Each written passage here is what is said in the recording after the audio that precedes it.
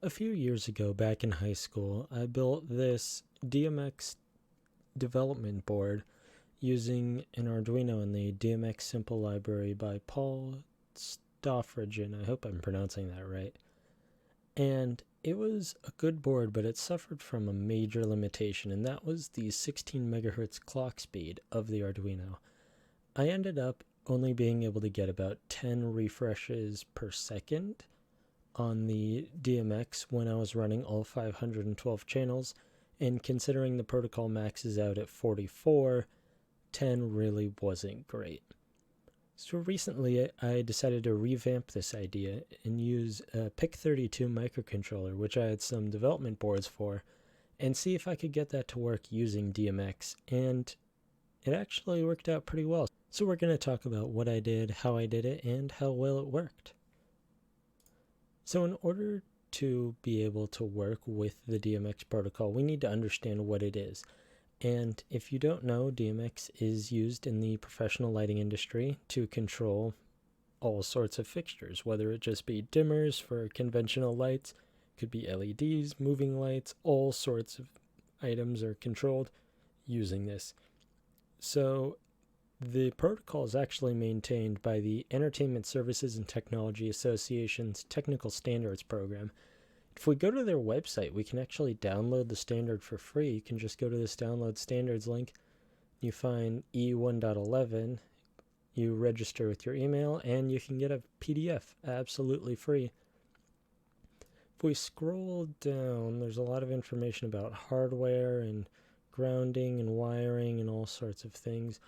But the part that we care about in this case is going to be the timing diagrams and this actual diagram of what the timing looks like. And so starting with number 1 here, we have a break that's a low bit followed by a mark after break that goes high, and then we have our data slots where we have 1 start bit, 8 data bits, and 2 stop bits. And then we also have some optional mark between slots and a mark before break. These things again are optional, and in our case we're actually not going to be using them. So if we look at the timings down here, the first thing we notice is that it is a 250 kilobit per second protocol. And so the UART of the PIC32 is actually able to handle 250 kilobits a second, which is great. And that math just works out to 4 microseconds per bit. If we take a look at the space for the break, our minimum is 92 microseconds. A receiver needs 88 microseconds, and just to ensure that the receiver receives it correctly, they want the transmitter to be transmitting 92. The mark after break is 12. Similarly, the receiver is 4 microseconds shorter. This is just to provide some clarity, and these are the numbers that we're actually going to be using.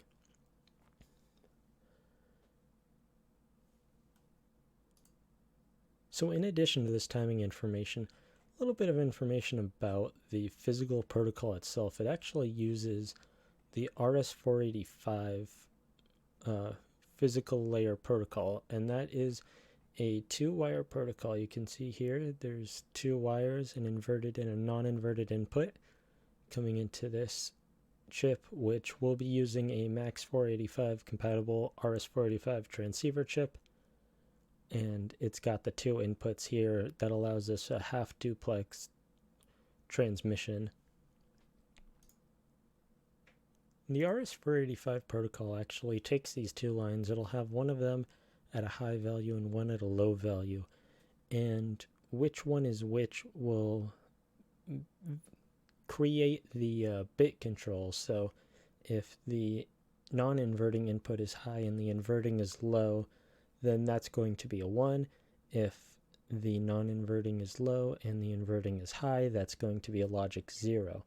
And so we can just use the RS-485 transceiver chip to do that conversion for us, because there's a lot of voltage limitations and a lot of other things that the physical layer has to do. So we just want to use the transceiver chip, and that allows us to get a UART level signal that we can then bring into, or in our case, push out of our microcontroller in order to get it onto the DMX line.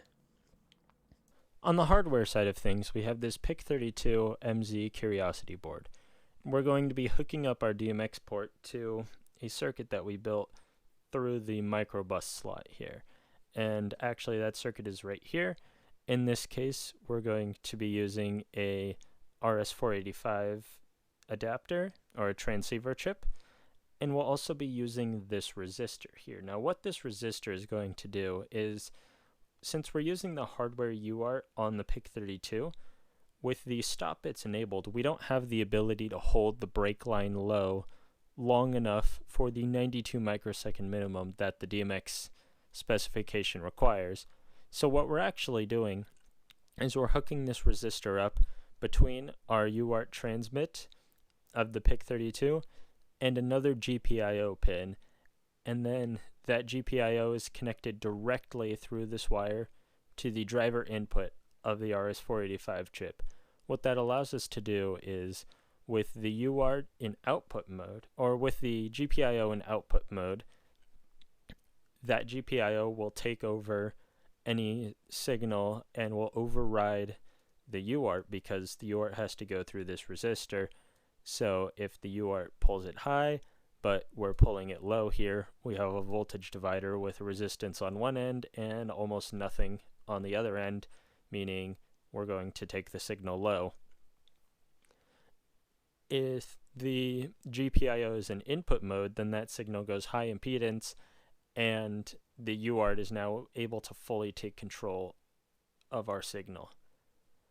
And on the output, we just have this terminal block, which is connected to a 3-pin XLR connector here, and I have an adapter to go to my DMX tester here, which I'm going to be using for the timings and just making sure everything's okay. You don't need a DMX tester to do this. You can just use any DMX fixture that you happen to have. So on the software side of things, we're using the Microchip's Harmony 3 library, and in this case I've got everything set up, so I'll just go ahead and go through what I'm using.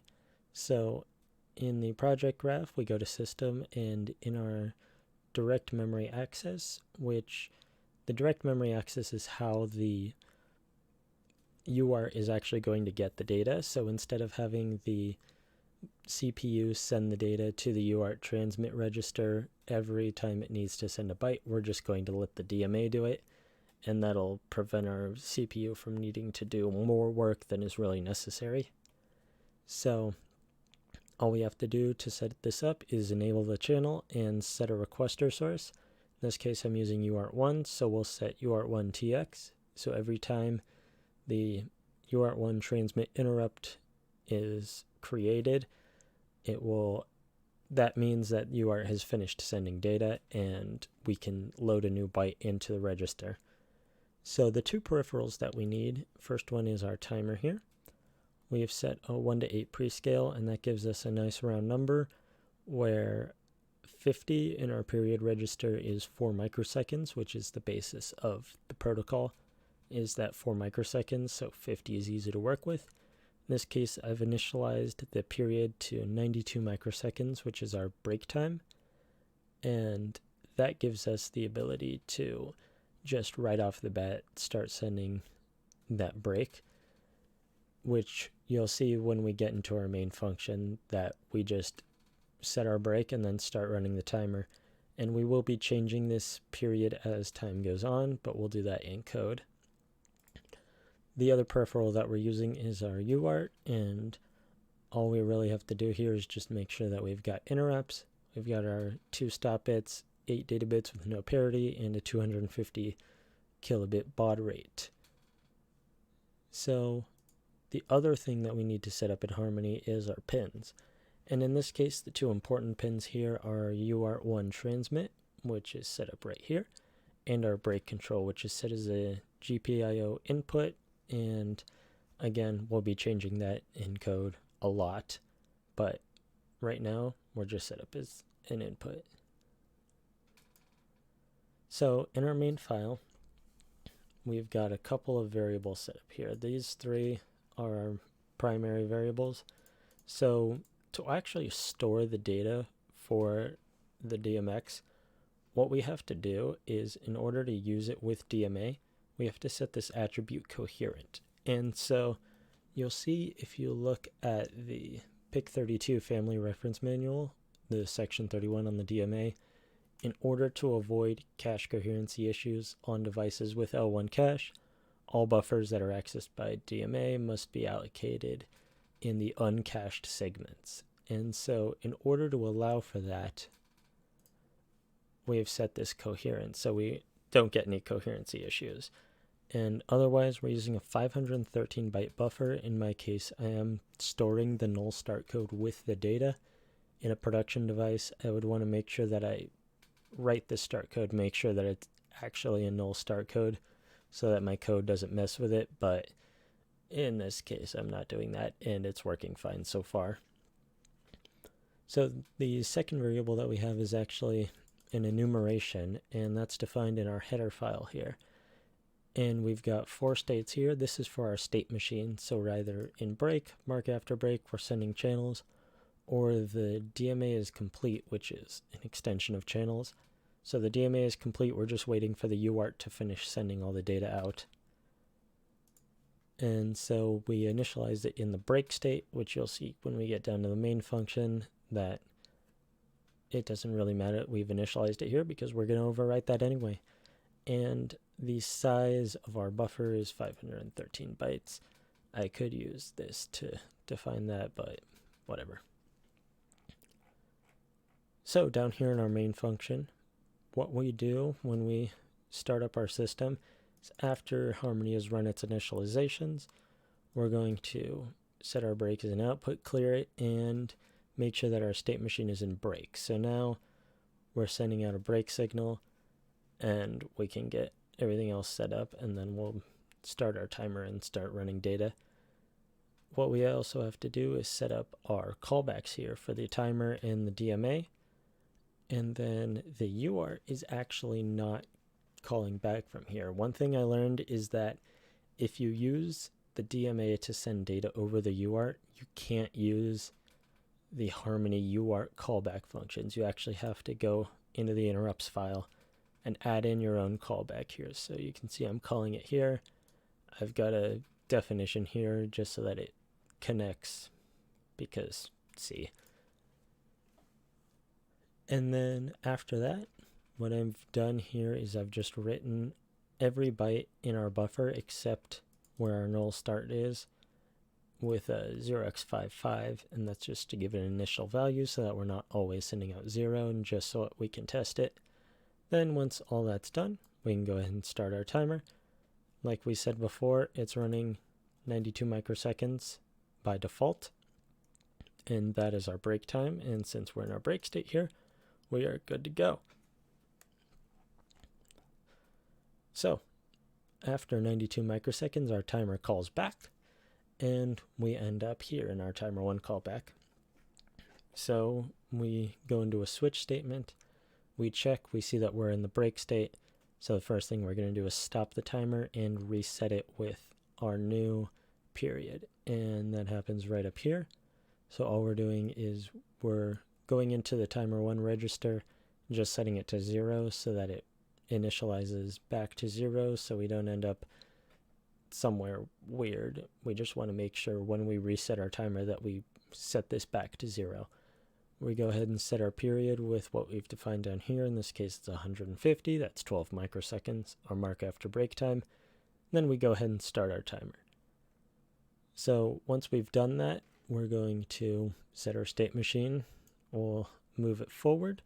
And then just before we leave, we want to make sure that we disable our brakes so that way we are no longer in a break state. The UART now has control, and by default it is high. And this order of operations here is a little weird, but in this case, everything's happening so fast, it actually works perfectly fine.